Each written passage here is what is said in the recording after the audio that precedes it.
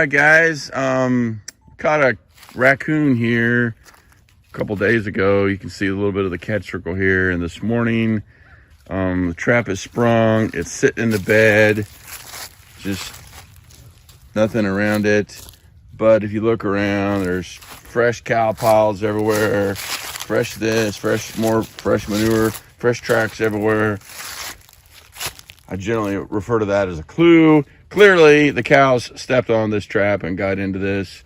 I've seen this many times before, because unfortunately this happens, I don't want to say daily, but pretty darn close.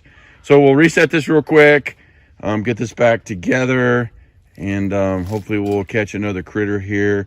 Where we are is we got this hole in the fence right here, and we're in this big field with all these dozer decks all around, pond over there, and the 2-track comes up down there on the end. So it's a good spot. Just gotta keep the cows out of it. Stay in the truck. All right, guys, so this is the spot. We caught the bobcat yesterday. Today got ourselves a little gray fox here. We're gonna check him out, make sure he's not injured, and if he's not injured, we're gonna release him, let them go and make other little gray foxes. So this was on that scent post set, the charred scent post set. So we're gonna release this little baby, and then we're going to move on. Okay, guys, so this is the remake. All I did was put the little burnt post back. Here's the 2-track.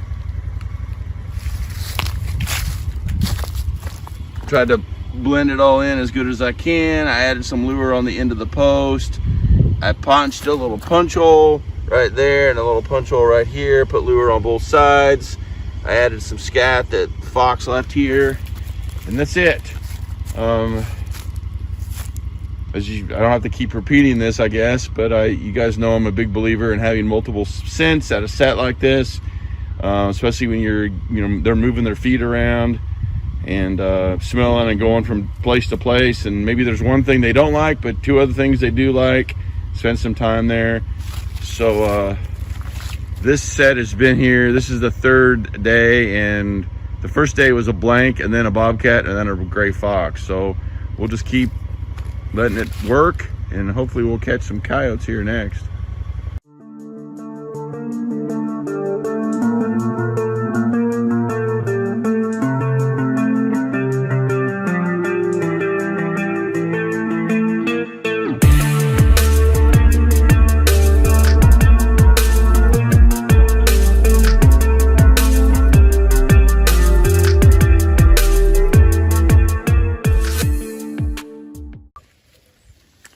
All right, guys, so we have a couple sets here. I have one right here, and we have another one down there about, I don't know, maybe 75 yards.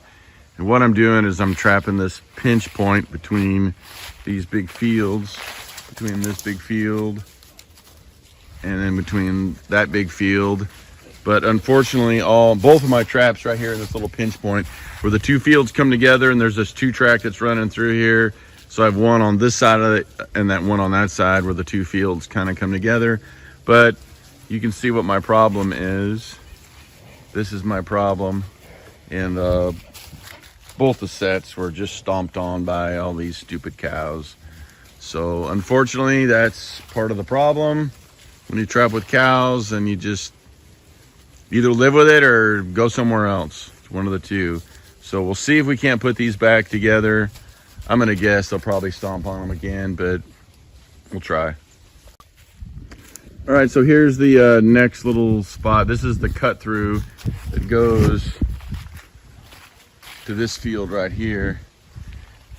And there's just this narrow little cut through right here that the cows are traveling. There's scat all up and down through here. And what I did is I used this little piece of wood to make like a flat set. And you can see right here is my trap. There's the piece of wood. The ground is unbelievably hard here. It's just solid rock. So I just threw a drag out here and I wrapped it around that fence post right there. So it's on a drag. But right here is a little chute that these critters are coming through. There's a fence right here. The creek's down there. You can probably see the creek down there. All these cedar trees. So these predators are just running this little chute between these 2 or 3 big fields. So we'll set this back. Hopefully we'll keep the cows out of it for, I don't know, a little while. We'll see what happens.